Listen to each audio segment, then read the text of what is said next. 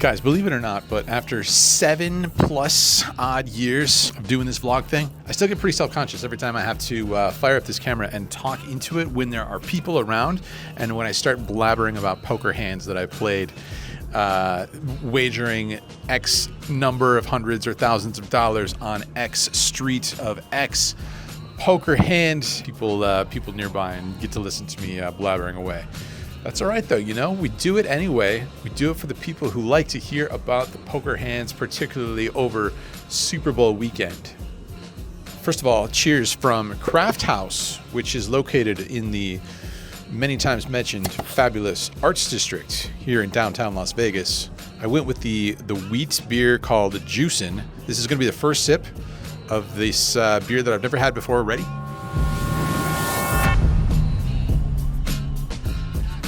Yep, that's a winner. That is a winner. Thumbs up, check it out.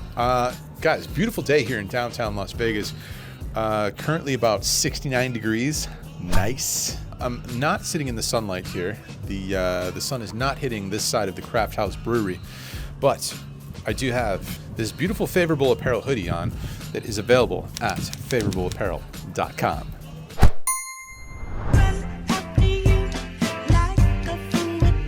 All right, guys, so I've actually been away for the past couple of weeks. I was in Michigan helping out the parents who live there, helping them out do many things that they could use help from their 40-some-year-old son with.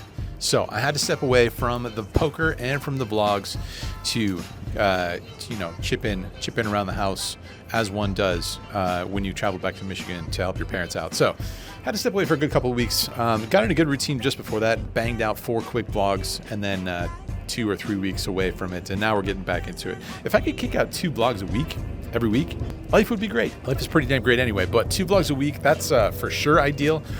1 a week is for sure passable, so we're going to aim for approximately 1.5 per week. All right, guys, we do have to kick it back to Super Bowl weekend because I played a handful of sessions, and I have more than a handful of poker hands that were fun that I would like to share with you guys. Kicking it back to sessions of days gone by is not my favorite thing to do, to be honest with you. Personally, I just like to make content that is very current. You know, if a session happened a few days ago, I want to get that video out as soon as possible. A few days is already pushing it. There's other poker content creators that will go weeks and months down the road before they put out a video from a session that happened back then. That's never been my kind of style. It's never been my favorite thing to do. It's really just a personal preference thing, you know. Just for me, like, it's tough for me to imagine people caring about a poker session that happened weeks ago or months ago. I certainly don't, but I can understand how other people wouldn't care when it happens, as long as we can, keep in touch and you guys can feel like you're sitting there at the poker table. That's the great thing about the poker vlogs. One of the great things, many great things about poker vlogs. That's definitely one of them. But I figure with Super Bowl being in Las Vegas, it just doesn't seem right to just let those hands fall by the wayside, forget those sessions, leave them undocumented. I got a bunch of hands. I got my juicer wheat beer here from Craft House. Let me take 1 sip of it and we'll be on our way. All right, guys, off to the Bellagio we go. It is Super Bowl Thursday, which might not quite count as Super Bowl weekend just yet, but it is pretty damn close. Hello from the Bellagio Sportsbook, which is relatively relaxed and chill at the moment. I expect this place to be absolutely slammed to the gills later this weekend, especially on Sunday, of course.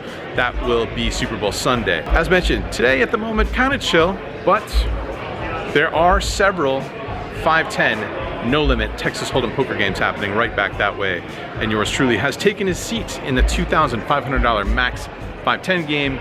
I'm in for that much, $2,500. Been a little while since we've had a nice classic poker vlog session here from the Bellagio. A trip down memory lane. Let's play some cards.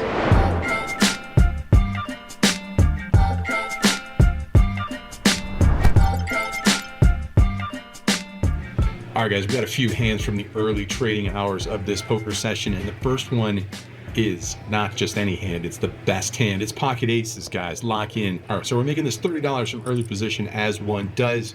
Both of the blinds make the call. So 3 ways to a flop that comes down pretty dry. King 9-5. Maybe some straight draws available, but not too much aside from that. Action checks over to me. Let's bet 30 bucks here in position. Small blind folds. Big blind does not. He calls. Turn is the 4 of clubs, second club. Interesting card that presents some additional opportunities to size up here. Big blind checks it over to me. Let's do that. I'm going to bet 200 bucks this time, and my opponent makes the call. River is pretty interesting and not great, honestly. It's the queen of clubs, third club, some 2-pair possibilities now, king, queen, most obviously so. So when he checks it over to me, even though we have the ace of clubs here, I'm trying to figure out what we can get value from. Is a king that did not make 2-pair, is that going to call down here? When backdoor clubs come in, I size up on the turn. I'm going to have a lot of backdoor flush draws when I do that. Can a single king call down here? I don't know. A little unsure here. My opponent is a good player in this hand, so I don't think he's just going to, just pay off real loosely and real whale-like. So anyway, I decided to check back, and he shows down king, jack. So that's like the hand that we could potentially target with a smaller bet. Maybe if we bet like 50 bucks or something like that, he'll probably just shrug and pay it off. But I don't know. Check back there seems reasonable, I think. All right, next one is interesting for sure, at least pre-flop and maybe post-flop too. That same player comes in for a raise on the button of 30 bucks. Player in the small blind puts in the 3-bet up to 140, and we're in the big blind with king, queen of clubs. Cold call just seems kind of meh. The small blind versus button configuration, he's going to have some 3-bet bluffs there. I would think so. Everyone seems like a relatively good player in this game so far from what I've seen. So I don't think he is necessarily going to be super nutted here. I think we can get after it here with a 4-bet, blocking some of those stronger hands and some pretty good equity when we do get called. So let's try that. I'm going to 4-bet to 300 bucks in this spot. Button gets out of the way, and the small blind kind of goes into the tank a little bit, thinks it over before making the call. So we go heads up to a flop here of ace, 8, 5. Ace of clubs looks great, but the other 2 cards are spades. So checks it over to me. I think we are going to go ahead and have a pretty easy time continuation betting with our full range in this kind of a spot. Do that for about a quarter of the pot. I bet 160. Thinks it over for a little bit and makes the call. Turn is an offsuit queen, so we at least make a pair. I think I would prefer the jack of clubs to the 10 of clubs, but the pair is reasonable. Checks it over to me. I'm just going to check it back here, having some connectivity now. Maybe we could turn this hand into a bluff. Not sure we need to, so just going to check this one back. River is an offsuit ace, so pairs the board now with 2 aces. My opponent doesn't give me an easy time here. He goes into the tank for a while before deciding on a very large wager. He goes ahead and bombs it. I want to say somewhere around $1,000 or so. So I don't know. Do we want to just call down here with that queen top kicker? I mean, it is the best pair on the board that is not trips. So I don't know. I'm sure there's merit to calling here, but is that going to be profitable? I'm not too sure, honestly. I think we'll have some ace X in this spot that we can call down with hands like ace 4, ace 3 suited, something like that. Maybe even an ace jack or an ace 10 suited that decides to check it back on the turn. Or maybe even an ace king that is afraid of ace queen. So I think we'll have plenty of better hands to call down in this spot. Just calling out for $1,000 doesn't seem that great there. So I just decided to let it go. We don't get any info. He doesn't show us. Not a friendly game. It's all serious business here at the Bellagio. All right, one more hand here from the early trading. There is an early position limp, but we looked down at 9-6 of diamonds. Let's do some stuff. I go ahead and raise it up to 50 bucks, looking to ISO. Folds back to that limper who makes the call. King 10-7 with 2 hearts. Those are red cards, but not the right red ones. Despite that, we've got a gut shot, and let's put our foot on the gas a little bit here. Checks over me. I bet 50 bucks, and he makes the call. Turns a deuce of hearts, which brings in potential front door flushes. Checks over me again. I am going to not check this back with 9 high because that's not very fun. I go ahead and bet 60 bucks in this spot, and my opponent thinks for a little bit before, actually didn't think too much at all. He goes ahead and calls relatively quickly. River's an offsuit queen. That seems like kind of a brick, aside from maybe like king queen or I don't know, some sort of I don't know what. Checks over to me again. I don't think 9 high is going to win here at Showdown. What do you guys think? Press 1 in the chat for yes, 2 in the chat for no. I think it's a no, guys. I don't think 9 high is going to be good. Let's bet some money. Decide to size up here up to $370 is the wager.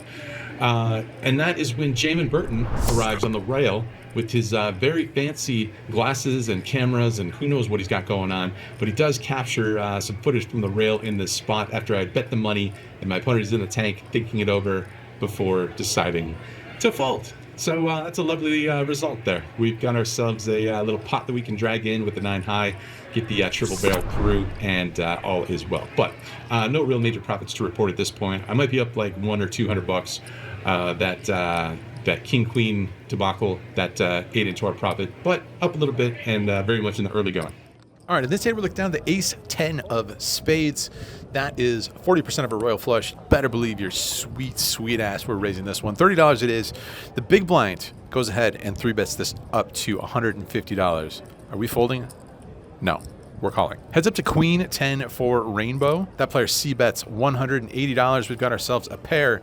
Top kicker. Can we fold? I don't think so. Not for one single bet. We make the call. Turns an offsuit 6. This time, my opponent bets once again, this time for $350. Do we love this? Not exactly. We still have a pair. Pairs are kind of hard to make, and we still have the best kicker for that pair. We can definitely find a fold here. I get a little bit stubborn, though, and I go ahead and make the call. We're still beating the ace kings and the ace jacks and some other stuff. So, you know, we are in position. We're going to get to see what happens here in position on the river. So I go ahead and make the call, and we are off to that river, which is an offsuit 9. He checks it over to me. Of course, we're happy to get to showdown here. I go ahead and check it back, and he shows us pocket jacks. So he gets pretty damn near the maximum, I think, versus us in this instance. He does go ahead and bet that one twice with the overcard to the jacks out there, which I think that's probably a pretty good play. Could definitely find a check a lot of the time, and a lot of more passive players will do that. If not, just go ahead and check the flop as well in live poker. I think this player is a pretty good player, finds the double barrel with the best hands, and we find a hand that pays him off, maybe needlessly. Definitely going to lose a little bit of money there. Moving on. All right, in this next hand, there's a player in early position who raises it up to $40, and this player had been doing a lot of limping, a lot of open limping into pots. So when he comes in for the 4x raise from early position, I think we have to weight him a little bit stronger here.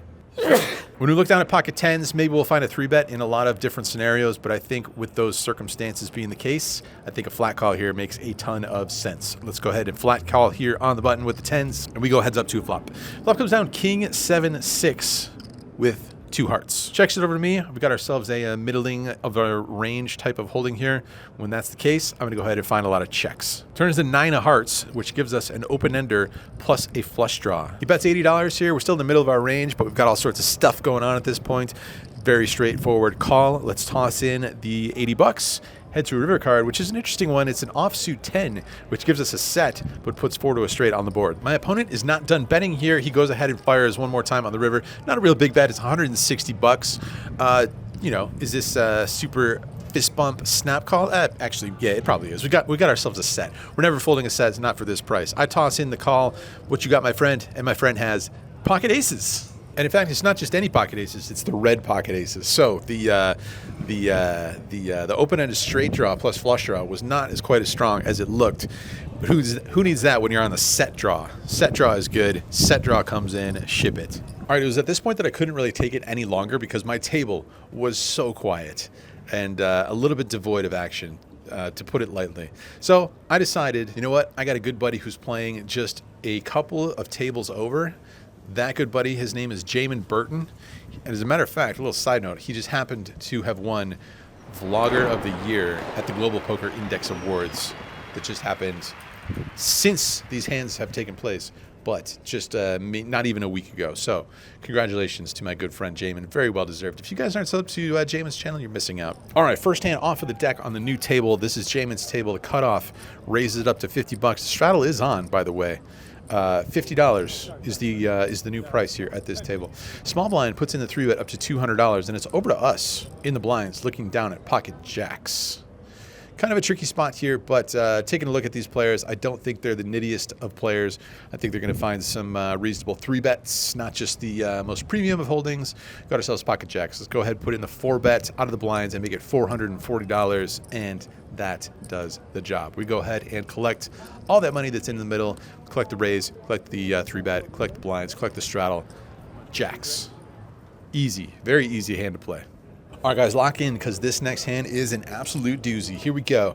Early position raise up to $30, and yours truly, who just put in that 4-bet just a few hands ago, looks down at another premium holding. This time, even better, pocket kings. What a beautiful table change, huh? What a genius I am. All right, we're going to go ahead and 3-bet this, of course, up to $110. I do that out of the cutoff spot, and the player on my left on the button decides it's his turn to put in the 4-bet. Very interesting. He raises it up to $340. The other players get out of the way, and it's back over to us. We're about $2,500 effective here or so. Maybe slightly less than that, but somewhere around that number. Out of position here in the cutoff versus the button. I think this player is of the European descent or current residency. In addition to that, I have just put in a 4-bet and some straddles and stuff very shortly after arriving to this table. So when we have pocket kings, I think we want to put in even more money here. I don't think we just want to flat call out of position here in the cutoff. Let's put in the 5-bet. I re-raise up to $700, and that sends my opponent into the tank. Thinking about it for some time before eventually deciding to wager all of the money. Ships it all in here. Now, did we 5-bet with pocket kings to fold? No. Are we going to be losing sometimes? Yes. As mentioned, are we folding? No. We go ahead and pretty much snap call here. I announce that I have the kings, and my opponent tells me that he's got the aces. Oh man, what a fantastic table change. Let me tell you guys, did I mention the genius of this table change? All right, he asked if I want to run it once or twice. I say, you know what? I'm making a vlog here, buddy. One time. That one time is not going to be a good time. Runs out clean for the pocket aces, and we get wiped out. We get liquidated here with the pocket kings. This is not how you draw it up when you envision your Super Bowl weekend sessions of poker going. You think, you know what? There's going to be some great action out there. Let's hope for some run good so we can capitalize. It ends up being neither off of the bat. We do not get the run good, run square into aces with the pocket kings. So that, my friends, is rather unfortunate to say the least. All right, one more hand from this session that I thought was quite interesting here. The straddle is on full time now, so 5, 10, 20 in this game. We look down at the 8, 6 of spades. We are in, I want to say the hijack spot, not 100% positive, but somewhere around there. I'm gonna go ahead and bump this up to $50, and the straddler defends. We go heads up to a flop that comes down 9, 6, 5 with 2 clubs. So all things considered, not that bad of a flop for the 8, 6 of spades when you decide to open it. Checks it over to me. I'm gonna bet something. I choose a sizing of $50, and my opponent calls. Turns the 5 of clubs, 3rd club on the board. Pretty interesting spot here. The board is so wet and dynamic that when he does not check raise on this flop, kind of weight him a little bit lighter, especially being out of position on this kind of a board. Now, when this card comes in, I think I want to go ahead and test the waters a little bit more so. I don't need to put in a big bet here once that front door flush comes in, so I'm going to go ahead and fire out here for $60. Once again, my opponent makes the call. River's the ultimate brick. It's an offsuit deuce, and my opponent now leads out for $100. Very weird scenario here. Once again, I don't expect him to be weighted all that strong. If he flopped a set, gotta think he would check raise. If he flopped 2 pair, gonna find a check raise a lot of the time. If he has a flush draw on the flop, I think he's probably kind of likely to check raise that some fair amount of the time as well. So when he just flat calls twice here, I weight him a little bit lighter, and trying to put out a blocker bet here on the river is my belief and my thought process.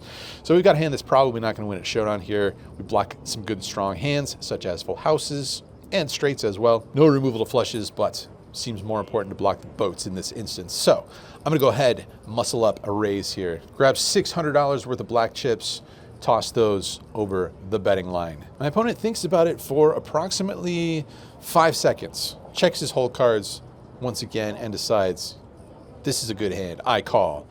I kind of sheepishly roll over my hands. You know, is what it is. Maybe not sheepishly, but is what it is. And my opponent shows us pocket tens with a club.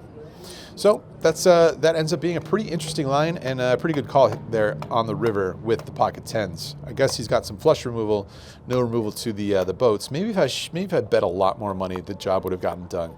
In hindsight, I would like to do that, or either call or fold on the river rather than 600. Maybe a bigger amount would have got the job done.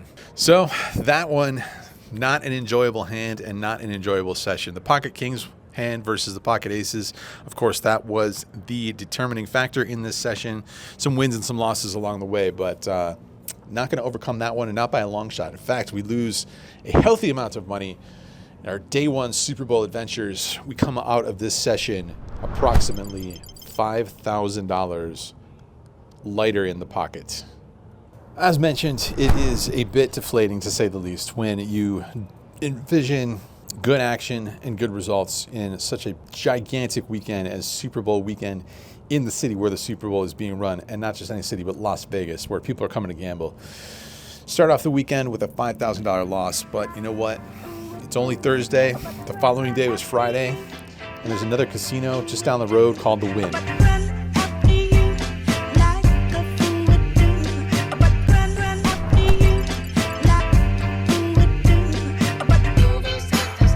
These 5-10 games, they played slightly bigger than the games at the Bellagio. The max buy-in is slightly bigger as well, $3,000 max buy-in. Let's dive in on a Friday at the Wynn. Hand number one off of the deck. We're a little bit short-handed. We're playing 6-handed poker here. We look down at pocket eights. We make it $30 to go from under the gun. Button makes the call, and the big blind puts in the 3-bet up to $180. Action right away. Hand number one. I'm going to go ahead and make the call. Button gets out of the way and folds. Ace, deuce, deuce. The flop of dreams when you're holding pocket eights. He bets $120 here. I decided to peel. I'm not really sure why. Maybe this is dumb. Probably just let this one go. But it's a reasonable price. Maybe we can turn a set, and maybe we can bluff him off of it later if he slows down. Anyway, I call, and I believe the turn is a 4. He bets again, $300. That is the opposite of slowing down. He's betting even more money. Obviously, we fold now, and he shows us pocket aces. So like a genius, I was trying to hit an 8 versus the aces full.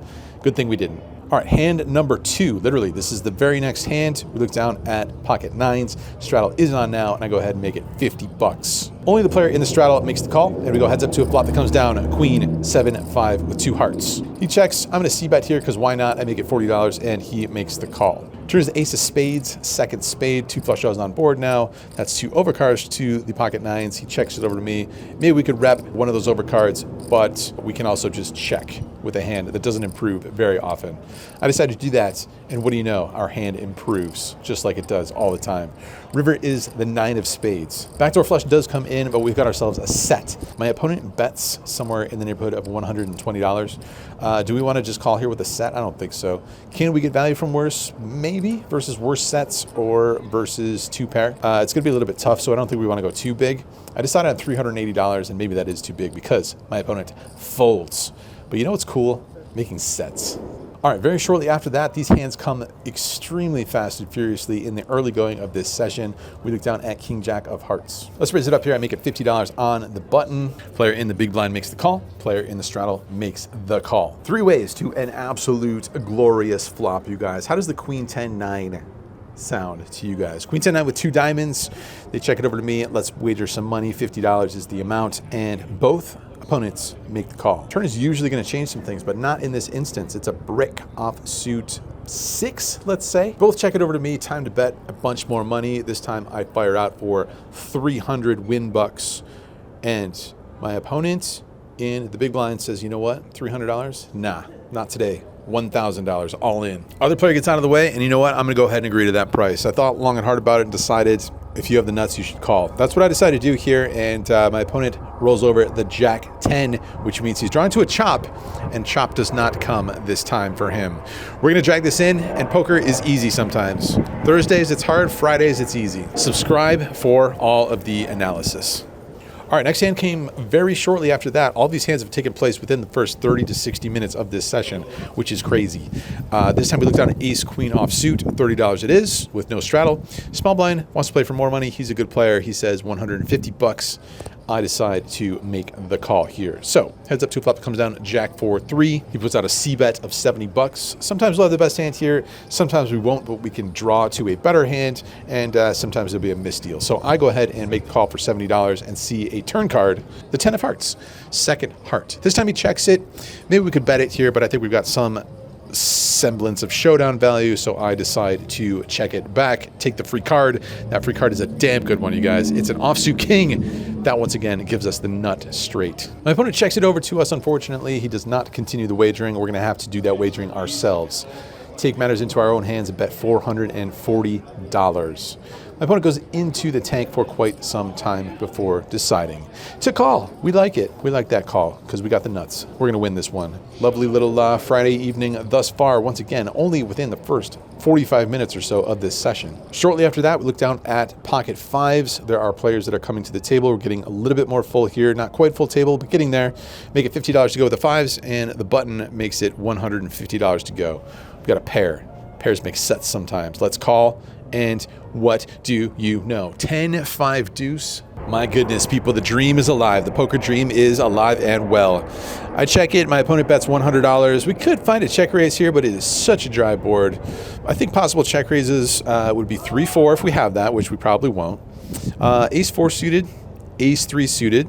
Makes sense. Just really not that many combos of bluffs that I'm finding in this kind of instance on such a dry board. So I think a flat call here is perfectly fine. Turn is the Queen of Hearts, second heart. And as we check it to my opponent once again here in Stay and Flow, he starts assembling a wager, and that wager turns out to be $600, which is a slight overbet. We're still basically loving this. You know, we're going to be behind once in a while here versus a better set, but there's only pocket queens and pocket tens. And that's just not that many combos. You could easily have queen 10, you could have aces, he could have kings, and he's definitely going to have some hands like ace king of hearts, ace jack of hearts, etc. So, do we want to check raise here? I don't think so when he bets $600. Probably not. I could be convinced, but I think no. If he bets smaller, for sure, versus the overbet, I decide to call. River's definitely not our favorite card. It is the ace of hearts, so the backdoor flush comes in, the backdoor straight comes in, and pocket aces also come in. I check it once again, of course, and my opponent fires out for 4 figures this time. Fires out for $1,020. That puts me into the tank here, sends me into the tank. The problem is that I don't know if he's going to have all that many bluffs now once this run out comes.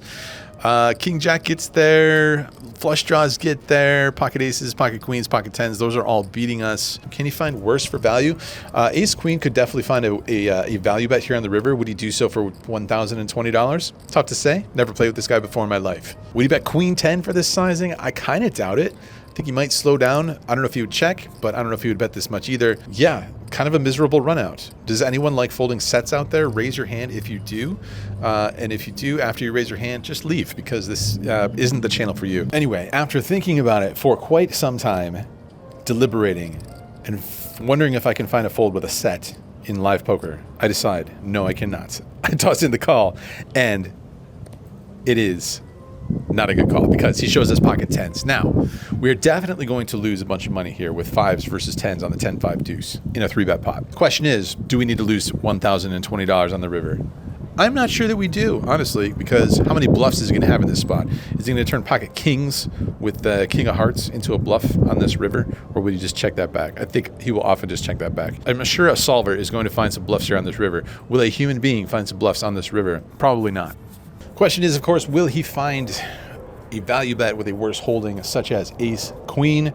It's definitely possible. Would he do it for $1,020 there on the river when the backdoor flush and backdoor straight comes in?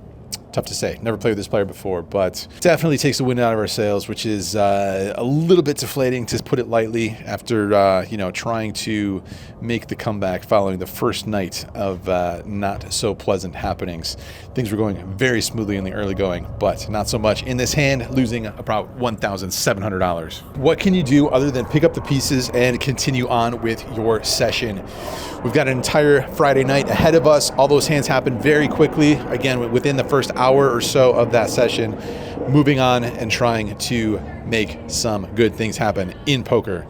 Good things happen in this hand, at least to start, when we look down at pocket aces in this hand. Button comes in for the raise to $60 in a straddle pot, and of course, with the pocket aces, we're going to 3-bet. We make it $250 to go out of the small blind. He makes the call. Queen 6-4 with 2 clubs. We're c-betting here almost always. Let's go ahead and fire out $200, and my opponent makes the call. Turns an offsuit 10. That's not going to change anything for me. We're going to bet some more money. Let's bet $600 this time. That is the price I choose, and that is the price that my opponent agrees to. He goes ahead and makes the call off to a river card, which is an offsuit 5. I don't think that's going to change too much. Maybe a real sticky 6-5. Maybe some sort of a combo draw such as 7-8 of clubs, but not that many combos where this run out is going to make us be concerned with pocket aces. So we've got about $2,000 in our stack at this point, and I say we wager that amount. We wager the lot, send it in, $2,000. I am all in, and the good news is that we fade the snap call. Now, of course, we're rooting for a call. My opponent thinks it over for a bit before deciding that he doesn't want to give us $2,000. He goes ahead and folds, and that is a good fold, my friend. Whatever you had, it's a good fold because we got the pocket aces, and those are good. Pocket aces are good for about $1,000 of profit in this hand. All right, in this next one, we raise the 7-6 of clubs from under the gun to $50. Straddle is on. Cutoff makes the call, and the button puts in a 3-bet squeeze up to $240. The player in the straddle cold calls. Over to us now. We've got a little bit of a decision, but not really because it's a suited connector. Let's go ahead and make this call, people. We did not come all the way down to the strip on Super Bowl Friday to fold suited connectors and 3-bet pots. No, I make the call. Cutoff gets out of the way. That player folds, and we go 3 ways to 7-6-5, 2 spades, 1 club. Straddle checks. I don't know if we want to check this one and expect my opponent to often check back. Hand is vulnerable on a very wet board, and it's a flop where it's going to connect with the pre-flop callers much more than the pre-flop raiser. So I'm going to go ahead and put out a lead here, put out a bet of $260, which my opponent just implodes over. He just cannot believe it. He can't believe what he's seeing, but he decides to make the call, and the player in the straddle gets out of the way. Heads up to a turn card, which is the 4 of clubs. So now we have an open-ended straight flush draw to go along with our 2 pair, but there are 4 to a straight on the board. Still going to be a better board for me than it is for him. I think we can go for value here still. How many 8s is he going to have, or 3s is he going to have in his 3-bet range? Usually not that many. So I'm going to go ahead, bet for value here, $350. We can call a raise because we got all sorts of stuff going on this board. If my opponent does happen to find a raise with an 8, we can still improve. My opponent does not find a raise. He finds a call. We are off to a river card, which is a brick this time. It's an offsuit deuce. I think our hand is still good enough to go for value here. Try and squeeze out some value versus the pocket aces and kings of the world. It's going to be a little tough, and I don't think we can bet too big here, but we're definitely going to try. I'm going to bet $440 here on the river, and my opponent goes into the tank, thinking it over. When he does not snap call, or snap raise, or snap jam, then we are rooting for a call. And call he does. Things are looking up in this session. He makes the call, we roll it over, and it is good. Gives us the nod. Dealer gives us the pot. Needing these pots if we want to find some good results this weekend. All right, a pretty fun one here when a player who had, once again, been doing a ton of limping comes in for the raise from the under the gun spot up to $50 with the straddle on. And we looked at a pocket jacks on her direct left. I just decided flat call here. Don't know how kind of a tricky situation we want to put ourselves in with the 3-bet with the pocket jacks.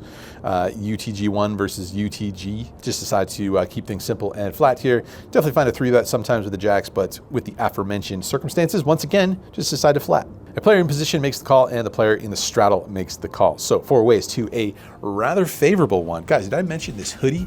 This is a lovely hoodie. It's keeping me nice and warm as the sun is going down here in Las Vegas in the Arts District. Drinking a wheat beer here at Craft House, but you know, this hoodie is keeping me nice and toasty. So consider favorable apparel for your brand new hoodie needs. Where was I? Jack 8 deuce rainbow. Straddle checks. The initial raiser checks. We've got a lot of the continuing range locked up here. Granted, there is a straight draw and maybe some gut shots out there. So perhaps in a 4-way pot, betting out with top set isn't too bad. But I decide to set the trap, check it, and the player in position checks as well. Turn is a 6 of hearts, second heart, which provides some more opportunities to try and get value from some holdings. Checks over to me again, though, and of course, we're gonna have to start wagering here. We gotta bet some money. I bet $120. The player who is in position, 2 to my left, I believe, makes the call. The player in the straddle folds, and the initial raiser under the gun makes the call. So 3 of us in this pot still, and the river is a very good one. It's an offsuit 6, so now we upgrade from top set to top full house. Initial raiser checks it over to me. Of course, we're betting some more money here. This time, $550 is the amount that I choose. The player who was the initial raiser folds out of turn while we are waiting for the player in position to decide what to do. So I don't know if I'm happy or annoyed by that. Unsure, maybe happy, because maybe it means he can call a little bit lighter and not have to worry about having the best hand versus the initial raiser. So I think maybe it ends up being a good thing for us, because after quite some time, my opponent decides he's gonna have to make the call and see what's going on here. I roll over the jacks full. Obviously that's a good hand, and my opponent mucks his hand. Drag this one in. You know, am I rooting for players to play out of turn? Not necessarily. I am rooting for a call there though, and you know, that one works out. More poker hands from this session. In this next one, we've got the ace queen offsuit. Go ahead and raise this up to $50, and we get not 1, not 2, but 3 callers. 4 ways to flop comes down ace, 6, deuce, 2 spades, 1 club. Small blind leads out here for $50. Things are getting weird in the wee hours of the night here at the Wynn, late night on a Friday. There's one fold and it's over to me. That bet is a small one. If it was a bigger one in a multi-way pot, I think I'd probably just flat call here, but $50 into 200 makes me want to raise. I go ahead and raise it up to 150 bucks. The button cold calls and the small blind calls as well. Turns the 5 of clubs, second club. One check over to me. I bet $270 this time. The button puts in the min raise, $540. Player who let out on the flop gets out of the way in the small blinds, and over to us, we have to, I think, make a call here. These players came in, drinks in hand, and looked like they were having a good old time out on the casino floor. So we're certainly not folding for a min raise here. The river is the 9 of spades, which of course is not our favorite card because that front door flush arrives. I check it over to my opponent who bets $500. Do we love this? Obviously not. It's a down bet though, and you know, as mentioned, player descriptions and such. So do we love it? No. Can we fold for this price? I don't think so. Toss in the $500. What you got, buddy? And buddy has ace deuce off suit, which is good for the flop 2 pair. The ace deuce gets the job done here. A little bit of cooler, but just kind of an annoying one to say the least. He milks us good, you know. Sometimes the non-standard bet sizing is good enough to win gigantic sums of money here. We lose a 4-figure amount of money here, which is not exactly the direction we're looking to go when it's like 2 in the morning at a casino. Never fail though, because shortly after that we look down at the best hand, pocket aces. We're gonna go ahead and bump this up to 50 bucks with the straddle on, and there are 2 callers. So 3 ways to a flop. It comes down 5, 4, deuce with 2 hearts. This time that same player who let out on the previous hands in the previous flop, he leads out again, this time for $50 once again. I learned my lesson last time by raising on this flop with what I thought was a good hand. So this time I just decided to flat call. Button, his buddy, comes along as well. So the same 3 players heading to a turn card, which this time is the king of hearts. Once again, that front door flush arriving. Same player in the small blind bets 50 bucks. Can't fold for that price. I make the call with our pocket aces, and the button calls as well. River looks like a brick to me for the most part. It's an offsuit 7. He bets a small amount again. It's a little bit bigger this time, $160. Again, not that big of a bet though. We're gonna fold pocket aces? I don't think so. I toss in the call. The player on the button folds, and the player in the big blind shows us the 5 deuce offsuit. Yep, that is good. That is going to get the job done. We lose to the ace deuce with the ace queen on an ace high board.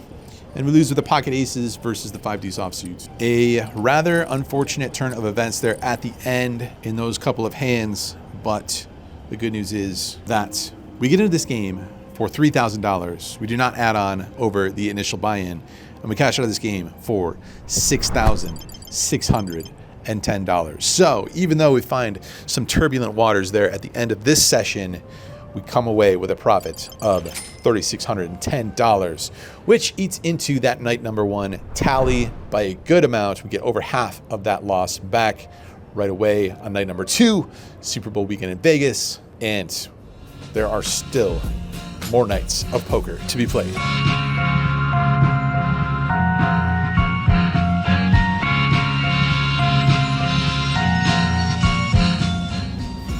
Poker would continue the following evening, once again back at the fabulous Wynn Las Vegas, which just happens to be the nicest of the finest establishments here in Las Vegas when it comes to poker. Had ourselves an absolute ball the previous night, playing on Friday night, Super Bowl weekend. Let's see if we can repeat the process here on a Saturday night, buying in once again to the 5-10 very often 20 game for $3,000. In hand numero uno, he looked down following an early position limp at the ace-king offsuit. So let's go ahead and ISO with this one. It seems like a good one. Make it $80 to go from the cutoff and over to the big blind, who puts in a re-raise. Action immediately. Big blind coming in for the 3-bet up to $310. That early position limper gets out of the way, and we can definitely find a 4-bet here sometimes, but you know what? Do we have to every time? I don't think so. I think we can find some flat calls pre-flop with ace-king. Let's try it here. Let's go ahead and do that. I make the call. We go heads up to what looks like a pretty damn favorable flop for the ace-king. It comes down ace, ace, 4, rainbow. Trips top kicker? Yeah, that's usually a pretty damn good one. My opponent puts out $120 worth of betting discs, and of course we are going to make the call. Turns a 5 of diamonds, second diamond, checks it over to me. Are we gonna be checking? Nah, we're not gonna be doing that. We're gonna be firing, looking for some value here, going for 3 streets worth of value. Let's start now with a bet of 420, my friends. Light it up, spark it up, get the gummies, gravity bong, do what you need to do, just don't fold. And what do you know? My opponent folds. So, I don't know. Didn't seem like he had too much there. I would assume he would at least be thinking about it with a hand like pocket kings, queens, jacks, tens. He got out of there pretty immediately, and don't think we missed too much value by not putting in the 4-bet pre-flop. That's my read of the scenario, at least to make me feel better about not putting in more money pre-flop. I think it's right though. All right, next hand, hijack comes in for a raise for $50. The big blind comes in for the 3-bet up to $200. And we've got ourselves the king jack suited. 2 Broadway cards, both of the same suit. Both of these players don't strike me as nits. I think we want to find some 4-bet bluffs occasionally in life, and I think suited Broadway cards make for a relatively good opportunity. Let's try it. So let's go ahead and put in that 4-bet. $430 is the price that I arrive at very scientifically. The initial raiser folds, and the big blind makes the call. So heads up to a flop that comes down, jack 10-3, 2 spades, 1 diamond. Pretty interesting. Flopping top pair here, usually pretty good. I'm going to be c-betting when I am the 4-better. Almost always. I think if you do that with your full range, it's probably fine. I think on 2 Broadway board, maybe it makes sense to slow down a little bit. It seems like these kinds of cards are going to find their way into a 3-betters range a fair amount of the time. So if we have a hand like pocket queens, I think we'll find a check here sometimes, maybe because we lose to pocket jacks and tens. I don't know. Do we need to c-bet here? Should we c-bet here? I could go either way for sure. I decide not to this time. I decide to check it back. Turn is a deuce of diamonds, second diamond, 2 flush draws on board now. He checks it over to me again. A little bit on the fence here. Could definitely see a wager now with 2 flush draws on board, multiple straight draws. Got some showdown value, of course, and you know, there are some draws, of course, that we can get value from. So a bet makes a lot of sense. So I decided to check it one more time. We go off to a river that is another jack. We upgrade from top pair, king kicker to trips. My opponent starts grabbing chips. We don't mind this one bit. The amount of chips that he decides to wager ends up being not 1, not 2, not 3, not 4, not 5, but $600 worth of chips. Again, we don't mind that one bit. We pretty much snap call here. In fact, we do snap call, and my opponent shows us the ace king. I think I like his line. It's a pretty interesting one. I think I like it though, because when we check back twice, ace king is probably not good. He probably assumes that we have showdown value when we check back a couple of times. Maybe he folds out ace queen, which is totally fine. Maybe he thinks that he folds out a chop a lot of the time, which would be great for him. But he runs into it here when we have the top pair turned trips. The strange line that we chose post-flop ends up making us pretty close to the maximum. All right, in this next hand, we're under the gun and we're looking down at 2 tens. Let's go ahead and make this $50 to go as per usual. Straddler says, no, sir. $50, try 5 times that amount. $250 out of the straddle. Of course, we got ourselves pocket tens, and of course, we are making the call. Flop comes jack, jack 8 with 2 hearts and 1 diamond, and he fires out for $120. We've got ourselves a call here. We can beat the second pair on the board. Could be some tricky runouts here on kind of a wet and dynamic board, but with pocket tens, facing $120 c-bet, we got ourselves a very easy call. Turn is the 3 of diamonds, second diamond, putting the second flush draw on board once again. And this time he fires out once again for $540. Now, this, my friends, is a very, very tricky spot, because how many players out there in the world are finding the bluffs? Are they finding the correct combos pre-flop to have flush draws here enough amount of the time? Because if they are doing that, if they are finding those suited connector combos pre-flop and putting in a 3-bet in the straddle spot versus an under the gun raise, then we for sure have a call here. If they are not, and they are more weighted towards the better hands in the deck, such as the big pairs and the high cards that include a jack sometimes that have now made trips, if they only have those types of holdings, maybe the occasional ace king or ace queen, then we probably should be folding our pocket tens here. But like I said, if they have the 5, 6s, 6, 7s, 7, 8s of the world that are suited and have a flush draw, either front door or back door, then we have a call. This is the long and drawn out conversation that I had with Mark Goon. Some of you guys will be familiar with Mark as commentator over on the Hustler stream. Mark is actually one of the coaches for a boot camp that I just took part in called the Hungry Horse Boot Camp. I did 30 days or 28 days of the most intense poker study that I've ever done in the 15 some odd years that I've been playing poker. Every single day was 1.5 to 2 hours worth of study time. Now, Mark did not pay me to say this. They do have a program where if you mention me, then I get like a small kickback for the referral. Now, here's the thing. If you guys decide to take this boot camp, it will almost certainly make you a better poker player. Do I want you guys to be better poker players? On average, yes. Am I a winning poker player in every single lineup in the world? No. Do I make money playing poker over the long run? Yes. So I'm trying to give you guys some value here on this vlog. Of course, it benefits me making these videos, but hopefully you guys are learning something along the way. If you guys decide to take the Hungry Horse Bootcamp, you will learn tons. I learned a lot. You guys will learn a lot. And if you don't decide to take it, it will benefit me because less of you guys will improve at poker and end up in my games. If you guys decide to take the course and you mention me, that works out somewhat for me. Either way, I'm happy because this bootcamp was awesome. So shout out to Mark, shout out to Gethin, and shout out to the Hungry Horse Bootcamp. Check it out if you are so inclined and interested in that sort of a thing. Anyway, back to the hand. I decided to make the call here on the turn and we go to the river, which is the King of Diamonds, which is an absolute miserable card because not only does one of those flush draws come in, but if he did not have that flush draw, but instead he had Ace King, well, then we lose to that as well, maybe even King Queen. So he starts grabbing a bunch of money and, somewhere in the $1,000 range, but I don't really pay too much attention to that because I know I'm folding once this card arrives. I decided to let that one go. Now, as the session ended a little bit later on, there's one or two more hands to come, but I did ask this player, I said, I don't suppose you want to tell me what you had in this particular hand.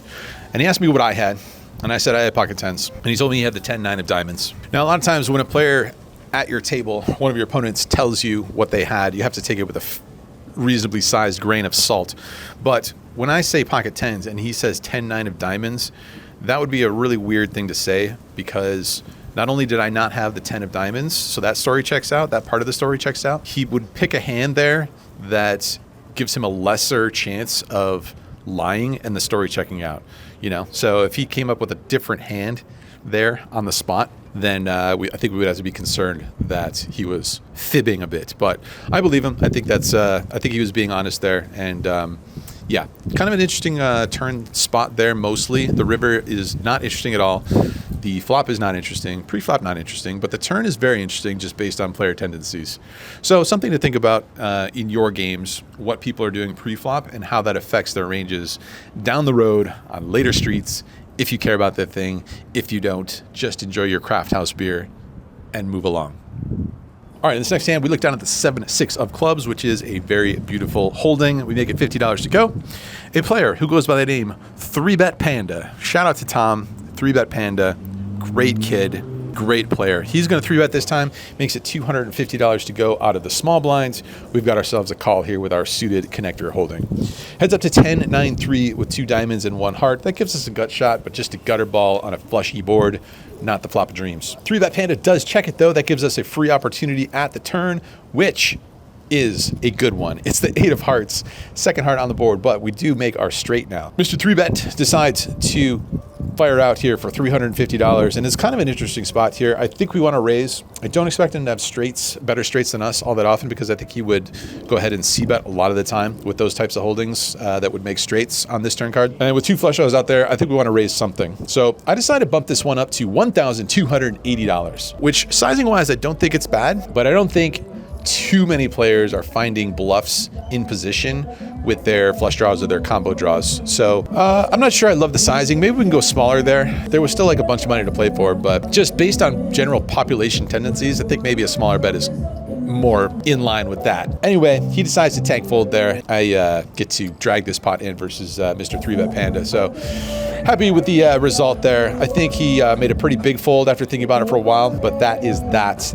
at the Wynn. We go out on a high note there. We once again are into this game for the original $3,000. Cash out $5,712 for a $2,712 profit. So things looking up over this course of the weekend, but the poker does not end there because I learned that my buddy Rampage Ethan Yao was playing a little poker game right across the street at Resorts World.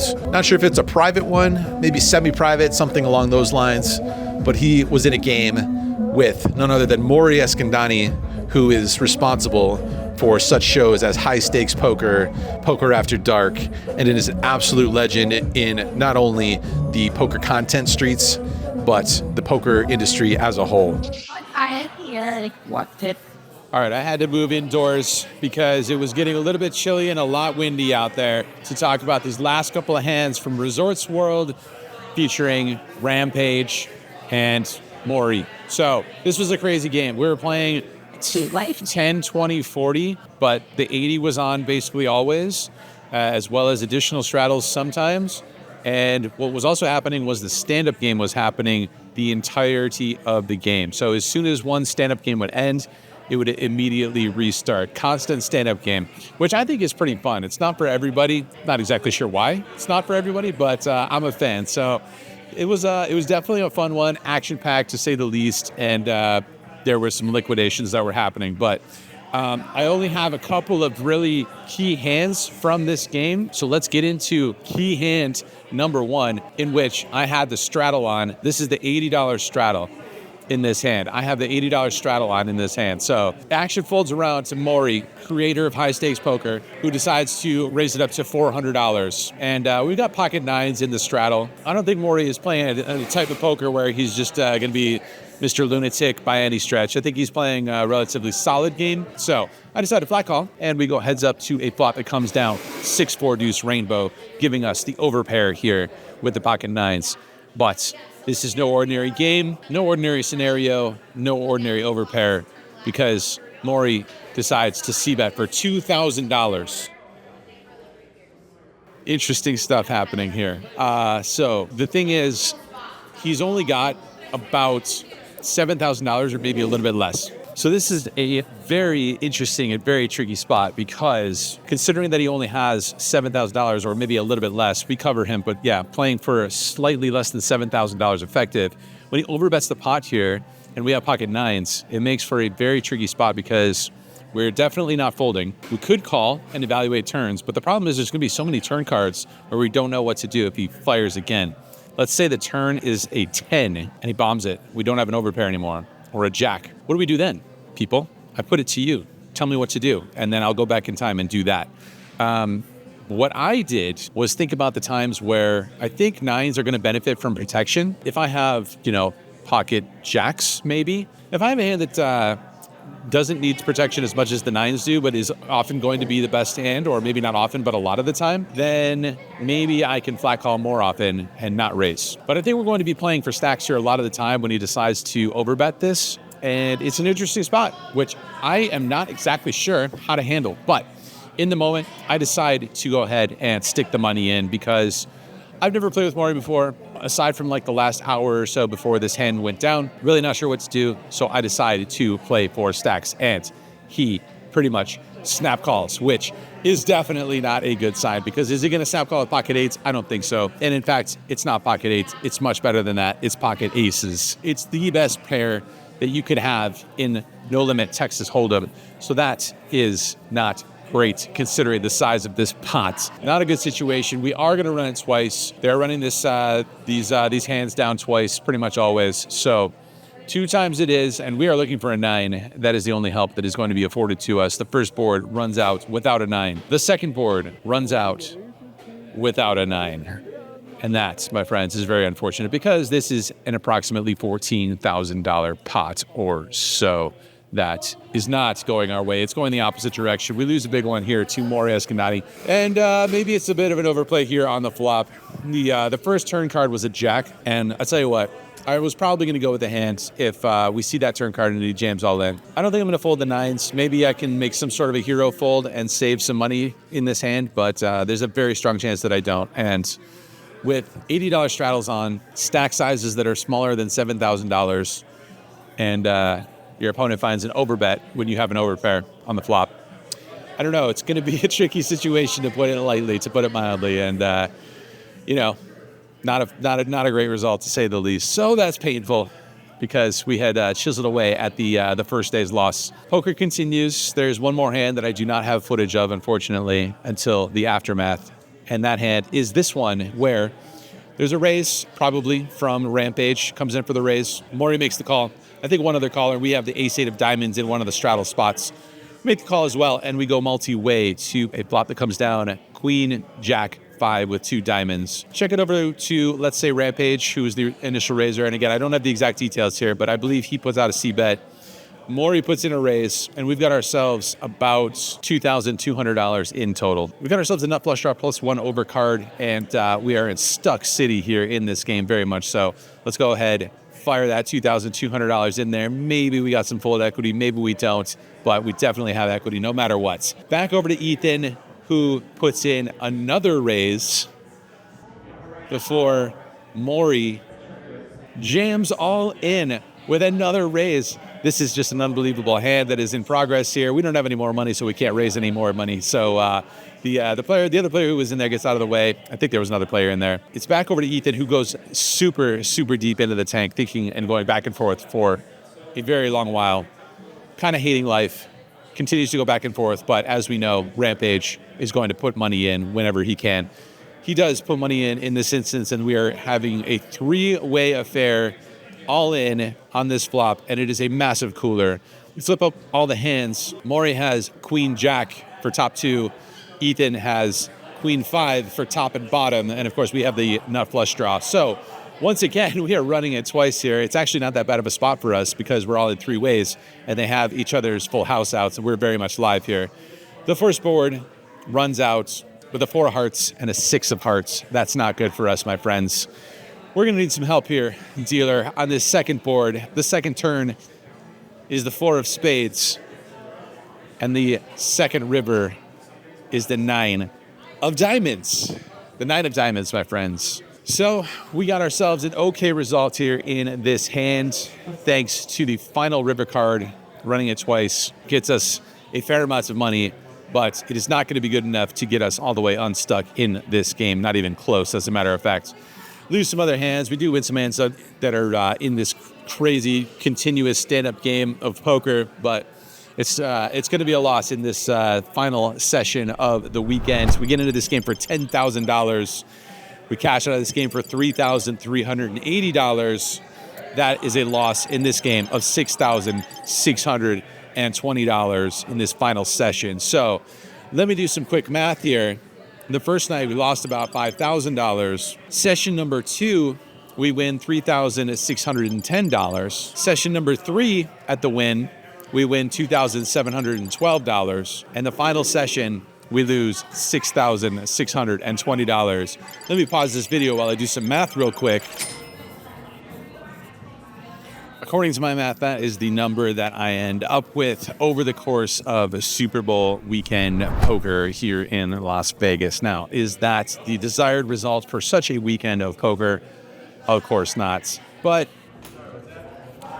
I'm happy I got in there and fired in that 10, 20, 40, 80, 160, what the hell ever game. Got to play some hands with the legend himself, Maury Escandani. Did those hands go my way? The big one did not, that's for sure, clearly. But, you know, such is poker. If you're going to lose money, at least it's to a legend of the game and a legend of televised poker and poker entertainment. So poker goes on. It was a good start to the year. We get a little bit of a speed bump here, and I've talked about this in years past where there's been big events going on in town, especially in Las Vegas, like March Madness and, you know, Super Bowl weekend and stuff like that. I often put a lot of pressure on those weekends, and so often it just does not work out in my favor. So what can you do? Thought I would try again for this giant weekend of poker in Las Vegas, and it's the losing one. But we got out there, we battled, and the battles will very much continue. I'm going to be playing a lot online on WPT Global coming up. If you guys are able to get into those games, use code Andrew and come play with me. I'm going to be splashing around a ton. I'm going to be playing a lot of PLO. I'm going to be playing a lot of No Limit, and there's a very cool promotion on WPT Global coming up in March where they are giving all of the rake back from the tournaments into free rolls. And depending on how many tournaments you can play, that will determine the size of the prize pool for the free roll that you get yourself into. But very cool promotion where they're giving all of the rake back in the form of these free rolls. That's not to mention the insane cash games that are going on. So use code Andrew, hop in there, and I will see you in there. Now, the very next video after this one will be a cash game off strip at Studio 52, which is a studio in a mansion in which I play a 5-10 pot limit Omaha game where the max buy-in is $1,000, and I somehow get into this game for $5,000. What will happen? Subscribe to find out.